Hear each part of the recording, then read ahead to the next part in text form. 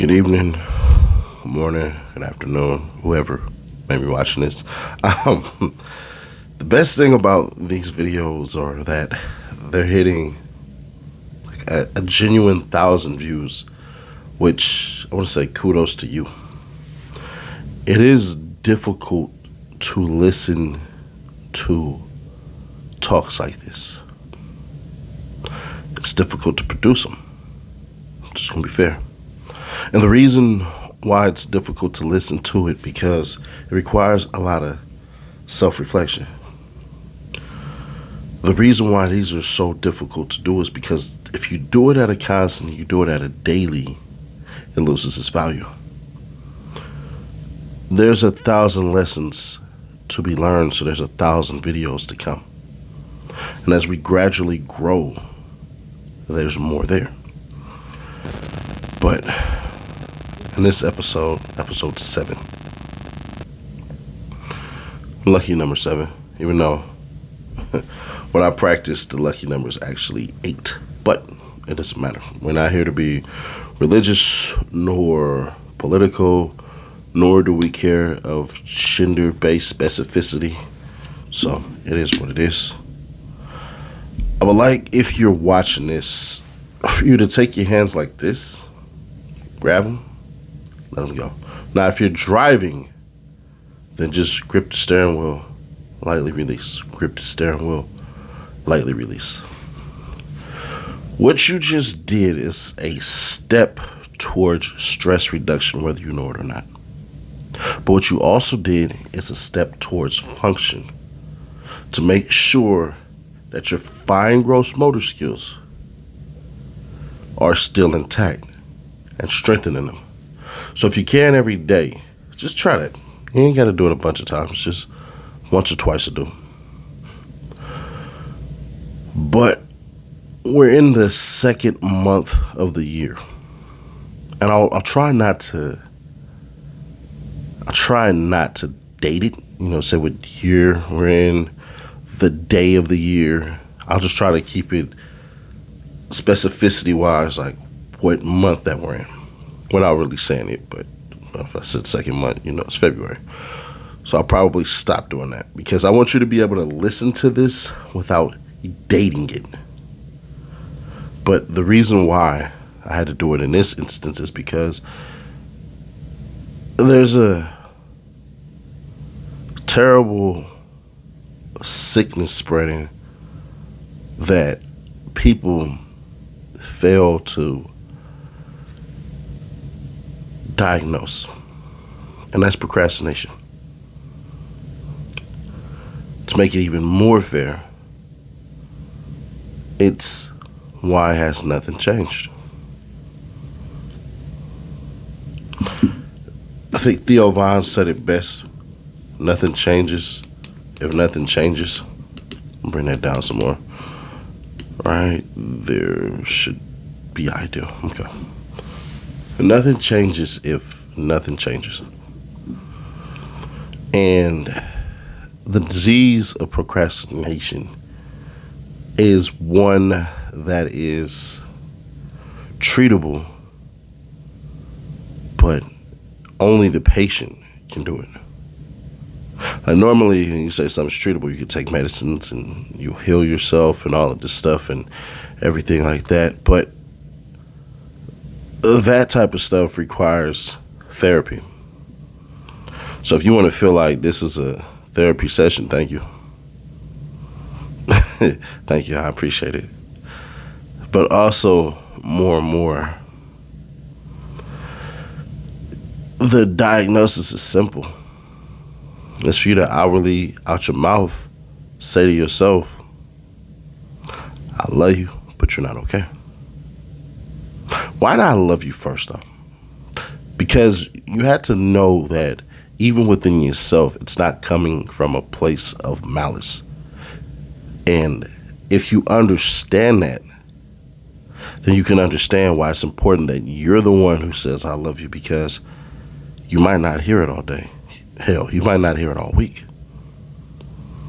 So when you're telling yourself this, you're going to radiate inwardly. It's like a nice freaking ball of heat rising up in your hands and you're sitting in frigid temperatures. You want it to spread, but it has to start somewhere. So then that's what it is. But telling yourself you're not okay gives you room for improvement. And I think a lot of people can't accept that, because if something is not okay and something is not all right, that means you had to fix it, which means you had to want to do that, which leads back into procrastination. So, what do we do? How do we do it? Where do we go? We're a researcher. I got you. Don't worry about it. If you're at the gym, I appreciate you for listening. If you're on your way to work, doing something productive, I appreciate you for listening. If you're on your way to sleep, and this is what you need as a nighttime remedy, I appreciate you. If you are getting up and this is something you need to listen to while you brush your teeth, wash your face, while you shower, while you cook your breakfast, if that's your thing, thank you. And the reason I show gratitude is because you don't gotta listen to this. The way in which you found me was more than likely off of celebrity stuff, street stuff, but never to the point where it gets mentally ingratiated. Now, the attraction to the channel is the way in which I speak, because I speak from an intelligent part of the street culture, because I lived and lived that life. And one thing I've always been growing up was quiet, except observe everything. And don't worry, it goes directly into procrastination. Don't worry about it. I'm not getting off topic. I know some of y'all are like, Nash, you're getting off topic, man. No. It all spirals back. With being observant, especially as I got to see things, and I got to understand things. And I got to understand why it is certain people in life were not getting certain things. And growing up as I grew up, I had to tell you, it's scary. You the violence, the drug usage, the lack of wanting more in life, so doing more in life. But it's scary to see individuals who carry your lineage, who carry your last name, who, granted, nobody look like me in my family. Pigment wise, I'm the darkest person in my family. Everybody else is light. You can see my grandmother, you can see my mother. They're very, very high in pigment, especially my grandma. That's a white woman. But where does the procrastination part come in, Nash? Well, one thing I used to see is a huddle up every morning before we went to school of aunts and uncles, and let's sit there, smoke cigarettes, drink coffee. Sometimes the ladies would be in what's referred to as muumuus. Uncles would be in shorts and tank tops and flip-flops. And they never once, and this is no disrespect to them, never one time had I seen them go to work. Government assisted, government assistance, the bare minimums in life. But they would talk about these grandiose schemes and things about life and all of these things you would think in common conversation, but never do it.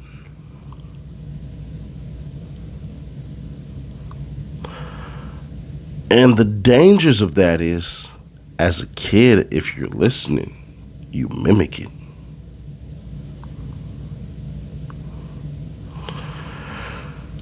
That's the scary part, is that you work at being the replacement.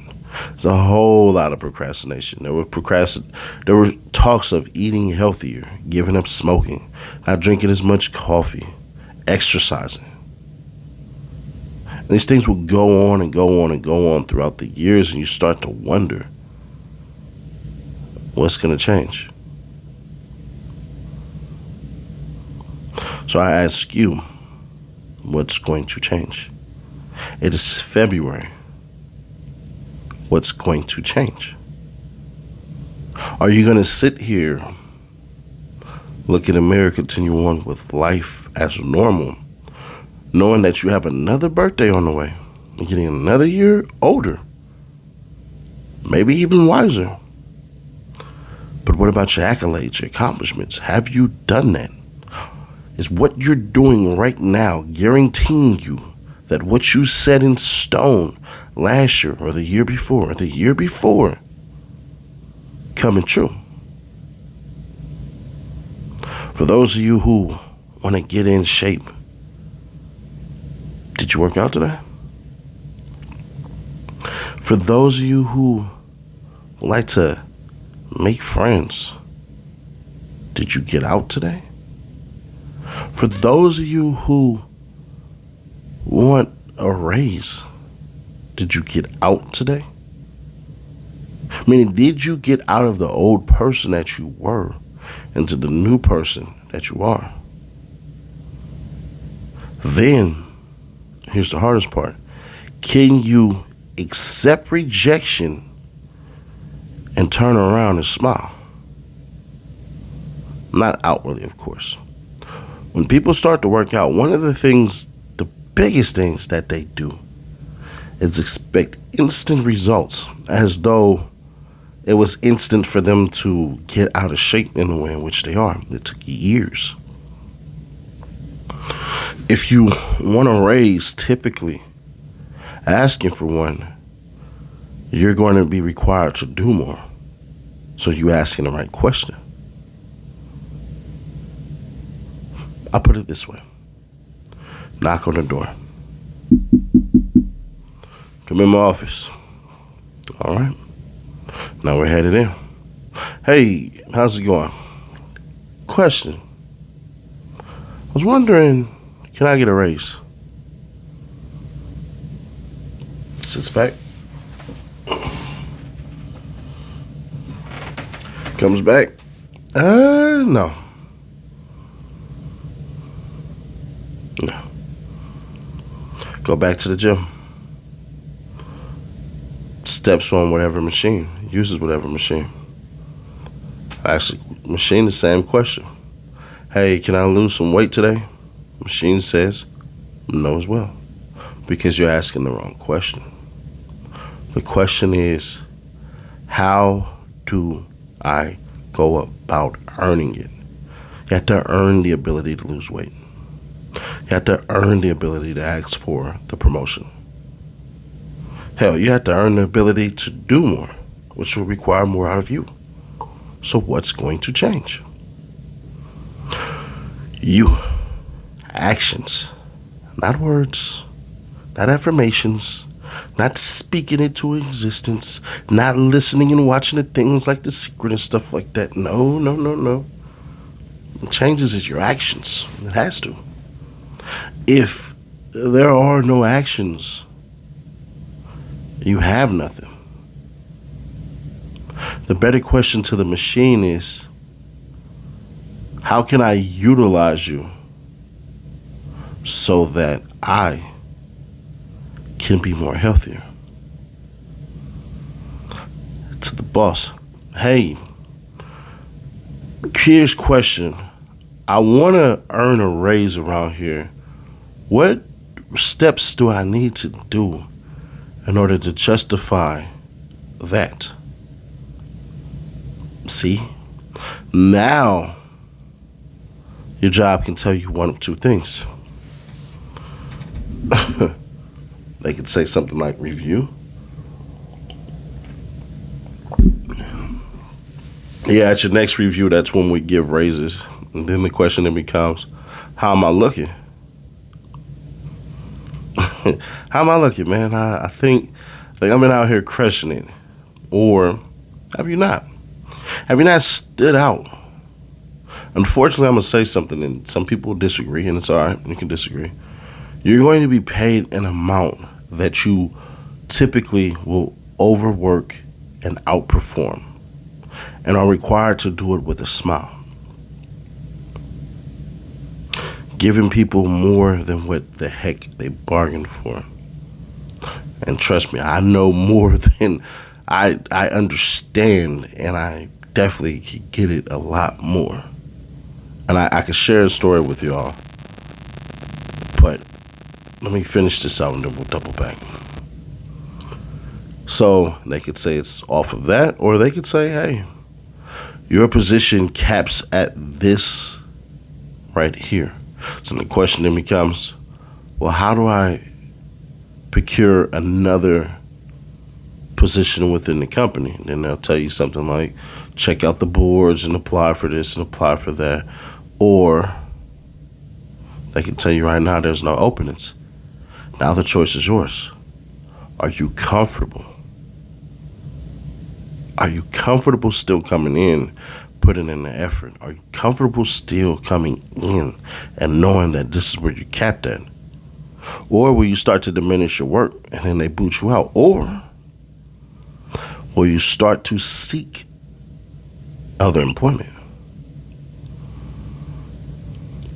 Now, to finish the story that I had started a couple minutes ago, when I say I know, I do know. The last hourly job that I had, I signed up for full time. Within 1 year, I went from $13 an hour to $20. Or was it 21? I'm gonna just settle at 20, but I firmly believe it was 21. Yeah, it was 21 an hour. And all I had to do was in that year is apply myself and develop my skills. The first race I didn't even know about. I think it was like a 90-day thing, and if you do this and you do that, then they'll give you an additional $2. And I tell the story as far as like me actually not having a job, and the job that I applied for said between $11 and $13 an hour. And I told the guy, out of a position that I did not have that was in power, I'll take that 13 and I'll prove it by day one. So the 90 days went up, but what ends up happening was I started to learn how to become more valuable to the company. I showed up 10 minutes earlier than what was expected. Where most people were pulling up 2 minutes, 3 minutes, on time. And the reason I showed up was for a couple of reasons. One, I could clock in 10 minutes earlier. Which meant what? I just added almost an hour to my paycheck every week. So an additional 2 hours, so an additional $40, an additional $80, in 10 months, an additional $800. Within a year, an additional $960. That stuff adds up. Because I knew the long run was what I was going for. I couldn't procrastinate. I had given up alcohol. Completely just stopped. Because what I was doing, I could not afford to, one, miss work, come to work hungover, or spend a penny on anything that was not necessary. This is what it is. So with that being said, I developed more skills. I started applying myself. I started asking the right questions of what more can I do? Why? Because when it was time to reward individuals, I needed them to see that I deserved it. Not because I knew I deserved it, but did others see that I deserved it? Because I didn't want anybody to get jealous. You know, the old heads, the cats that had been in the game 15 years, 20 years, and I definitely had a couple of those. I wanted him to go, dang, because my nickname was El Toro, well, just Toro at the time. If you know what Toro is, that's Spanish for bull. Because physically, I was the biggest person. Physically, I outworked everybody. And physically, I was reliable more than everybody else. I wasn't injured. I wasn't anything. And I also did security freaking Friday, Saturday, Sunday. So I worked 7 days a week. And sometimes I worked, golly, I don't want to even go into detail about that crap. But either way it goes. So asking what more could I do? The question then goes to you. What more could you do? Can you afford to get up an extra hour earlier to write out what it is that you need to do and schedule it? Because let's just get into it. How do you defeat your own procrastination? Schedule it out of your day. I know, like, what? No, schedule it out of your day. Get rid of it. Wake up an hour earlier just so you can write it down. What time you need to leave, what time you need to do this, what time you need to do that. If you want to learn something, schedule it into your day. If you want to get better at something, schedule it into your day. If you want to make a major step towards something, schedule it into your day. Idle time is no time for you. Then schedule your morning the day before. So when you go to sleep, is your toothbrush set? Is your toothpaste set? If you use mouthwash, is that set? Is your clothes laid out? Is your towels laid out? Is your soap laid out?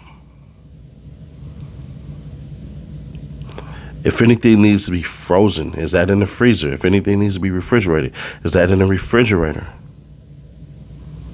These things are massively important. Do you need gas? Do you need to fill up your car? Do it at night. Those extra things that you do set you up nicely for what you're about to accomplish. Rule the night, rule the day. Set your morning up. Go ahead. Sorry. So that way, if you set your morning up, your morning can be set towards your day. Now, if you are a negative-minded person, what you're thinking about is, well, what if this happens? Well, what if this happens? Well, what if this happens? Something might happen, but more than likely, something will not. If you have a car that requires maintenance, that is quote-unquote raggedy, you know that you're skating on thin ice, so you can't blame the world. If you have something that requires maintenance or newer additions to it, and you're dependent upon that, and it messes up finally, you knew that that was a possibility. So it's really your fault. Wait, Nash, you can't blame me. I did. And I will. Because I have to. You ever drive down the street, appreciate the vehicle that you're in, and you see somebody broke down, older car, you can tell they're barely making it, and you look over and you just say, I've been there. Boy, oh boy, oh boy, I've been there before. Them shortcuts. There are times where I've been asked, what would you change differently if you could go back in time at 18? And honestly, I would say to myself now more than ever, keep two jobs. Keep two jobs, rest on Sundays, and study on Saturdays. What to study? I don't know. You can always start off with, I don't know, a language.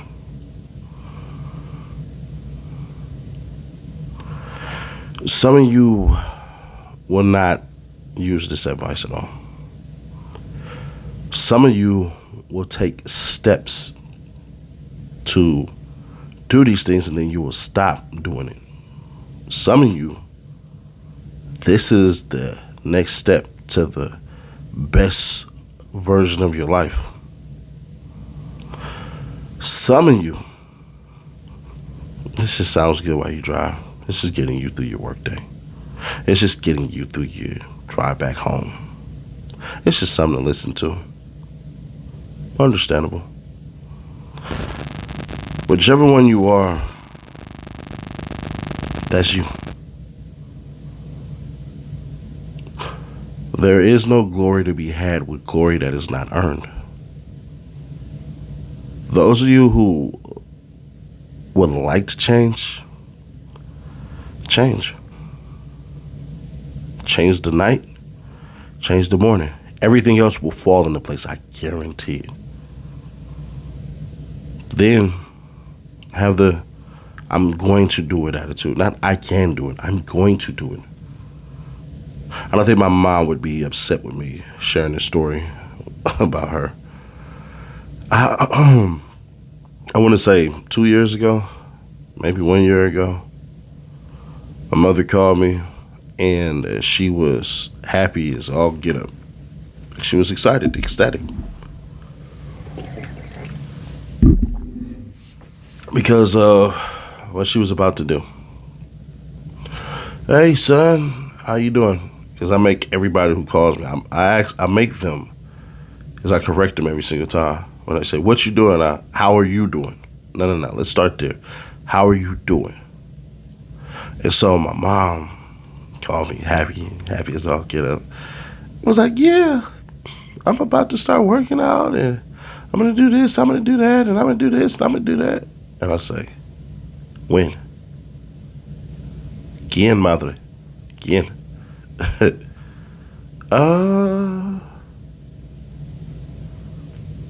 Next week? No, next month is what she said. I apologize. She said next month. I said, what day? I don't know, sometime with it. No. You know me. What day? The 17th. What time? 9 a.m. Schedule it on your phone right now.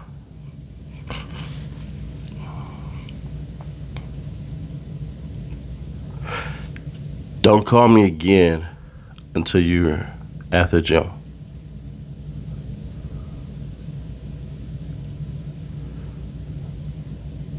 Why is that important?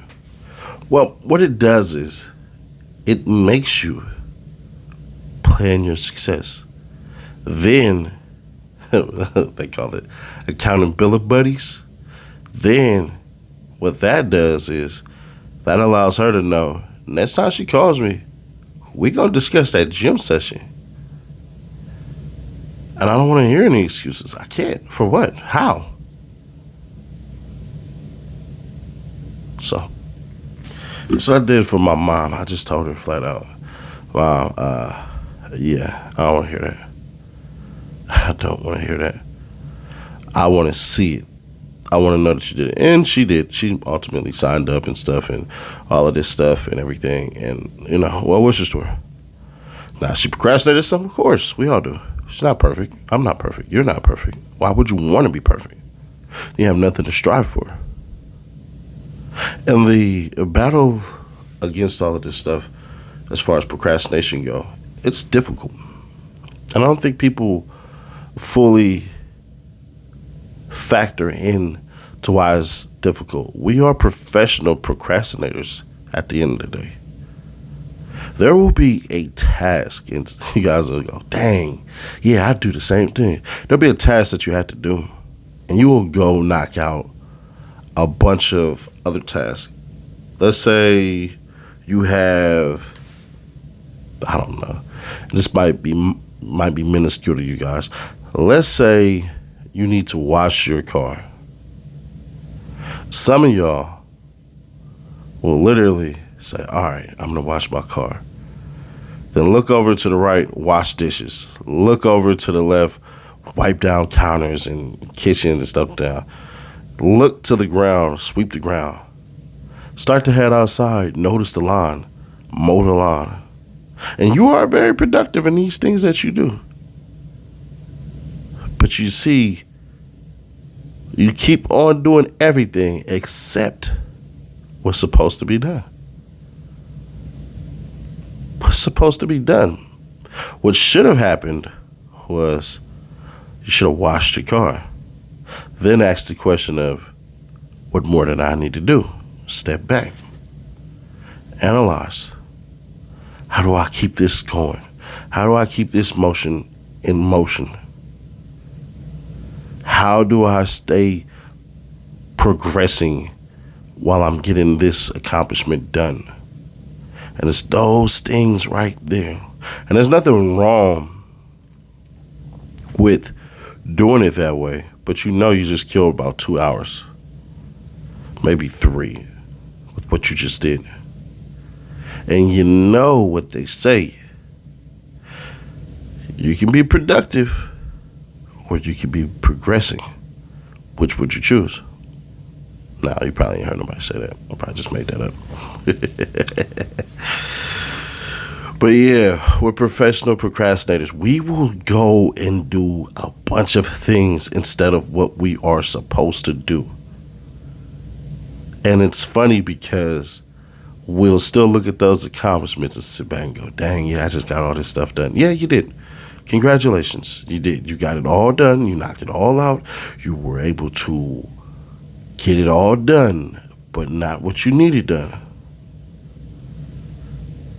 Now, if you would have scheduled it that way, perfectly fine. Because then it makes sense. Clean the house, then clean the outside.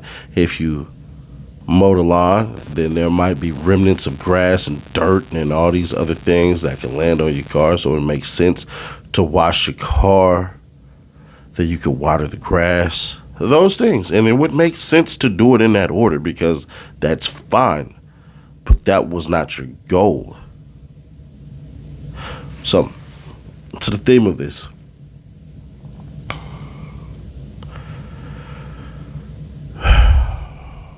What's going to change? What's going to change? Will you schedule your success, or you allow another day and another second to go by wasted? And I know some of y'all are thinking to yourself, well, I'm not wasting anything. I'm going to work. I'm getting my bills paid. My kids are good. My partner is good. My life is doing very well. Then why are you here? Why didn't you turn this off? Why did you get 30 minutes into me talking? Why? It's something in you that's telling you more. Do more. There's more to you. You're not giving it all you got. That's the problem. You are shortchanging yourself. You are more than what it is that you settled for. And you settled because you got comfortable. And you got comfortable because your goals were low. And your goals were low because they were easy. And why was it easy? It's because you've been riding around on easy street. Time to take the terrain that is not traveled. Time to unlock the part of your brain that you are afraid of. Time to look yourself dead in the freaking face and say, I am no longer a child.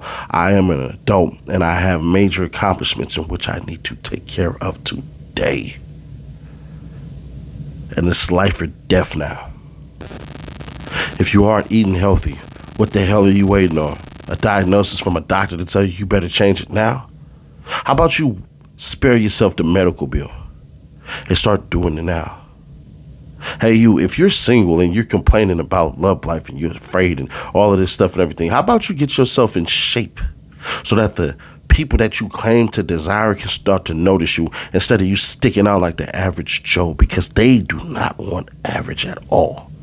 You don't have to have the money, but you damn sure better have the look. There are people out there who look like if I mess with you, your misfortune is going to spread towards me. That could be you right now. You're not looking at yourself to say the truth. And the truth is you ain't doing what you're supposed to do because you don't want to do it. There's no blame. I don't care what happened to you. I don't care what happened to you in life. Oh, this person wasn't there. This person wasn't there. I was promised this and I was promised that, and they didn't come through. They didn't deliver. This person owes me money. This person hurt my heart. This person hurt me in so many ways, Nash. You don't know. I don't care. What are you going to do about it? If something happened to you while you were a kid, that's something the adults got to deal with, not you. And as painful as it is to get over that, you have to, because nobody cares about your story. And there are some people who are glad that it happened to you. And it's not that your story isn't important. What it is you're not important right now.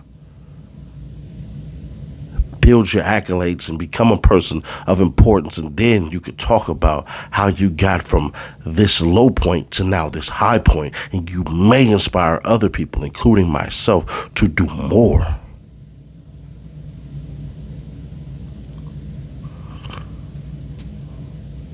If you're a person that's doing the bare minimum and life is just handing you lemons and you don't know how the hell you're going to make orange juice. No, not lemonade. Life is handing you lemons and you're not wondering how you can make orange juice. I ask you the simple question. When are you going to fully apply yourself? When are you going to go to bed exhausted, not tired, exhausted from hard work that you put in? Is this the day where you say more is more, and more is what I need to do, and more is a craving, more is my freaking masochism of pain that I need? I need to do more. So more is respected. More is required of me. More. I need more. There's a saying that says, when people are greedy, be fearful. And when people are fearful, be greedy. Time to get greedy. Time to eat. It is time for you to take over your life. No more giving it to people. No more giving it to electronics. Listening to stuff like this, you can let it play in the background as you accomplish major things. But you have to do it. It is on you. Nobody can stop you except you. If you got a cramp, learn to stretch. If you got fears, learn to walk. If people are telling you no, learn how to make people tell you yes. If nobody's answering your knock at the door, build your own house. There's so much more to you. There's so many things that you can do. The question is, will you? Are you? Don't worry about the how. I gave you the how. Take over the night, then take over the morning, and the rest will follow. I promise you. You can schedule your own success.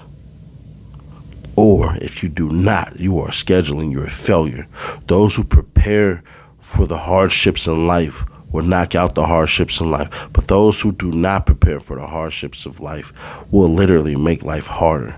If you work your butt off today and you keep going hard for this year, just this year alone, you will see how you need to maintain it for next year. The harder you go today, the easier it is down the road. You're going to get old. You're going to require some type of assistance. But how long can you prolong it? There are people in their 90s that do not need their kids or their grandkids or great grandkids. They don't require a hospital to take care of them. You know why? Because they got it right now. They understood it right now. This is what we do here, man. If you feel like this is good enough for you and you feel like this is powerful enough for you, hit the like button, subscribe like you like something. And if you really, really, really, really, really, really feel like, hey man, we just did something dope here, and you want to donate or whatever the hell, you can. $CEDDYNASH. You can do it that way. Ain't nothing wrong with that. I don't know. I don't care. But please, from me to you, get it done. That's the time I have today. I try to take these to 40 minutes, but if it starts to get to the point where these speak on the episodes start hitting 10,000, then we'll take it up to an hour. We'll max out at 2 hours, but it'll require a lot. But for the 1,000 of you that's going to watch this, watch the clips and stuff like that, I appreciate you highly, man. We reloaded.